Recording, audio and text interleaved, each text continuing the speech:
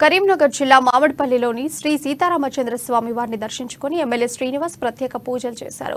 శ్రీ సీతారామచంద్ర స్వామి వారి జాతరకు నెల రోజుల ముందుగానే అన్ని ఏర్పాట్లు పూర్తి చేసినట్లు ఎమ్మెల్యే తెలిపారు.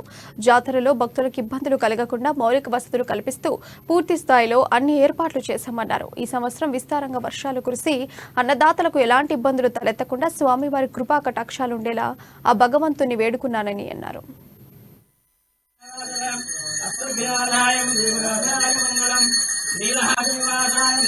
మామిడిపల్లి గ్రామంలో మాఘమ అమావాస్య పర్వదిన సందర్భంగా ప్రతి ఏటా ఘనంగా బ్రాహ్మణోత్తరుల చేత ప్రత్యేకమైనటువంటి పూజలు, బ్రహ్మాండమైనటువంటి జాతర ఆనవాయితీగా వస్తున్నటువంటి సందర్భంలో మామిడిపల్లి గ్రామానికి సంబంధించినటువంటి అన్ని కుల సంఘాల పెద్దలు, మామిడిపల్లి గ్రామంలో ఉన్నటువంటి అందరూ కలిసి సంయుక్తంగా, దాంతోపాటు వేములవాడలో దక్షిణ కాశీగా పేరుగాంచిన శ్రీ రాజరాజస్వామి ఆలయం దత్తత తీసుకున్న తదుపరి కూడా కలిసి సంయుక్తంగా మరి వచ్చేటువంటి భక్తులకు ఈరోజు ఘనంగా ఏర్పాట్లు చేస్తూ ఆ స్వామివారి ఆశీస్సులు అందరికీ అందేలా స్వామివారి దర్శనం శీఘ్రంగా కలిగే విధంగా తగు ఏర్పాట్లను చేయడం ఆనవాయితీగా వస్తుంది.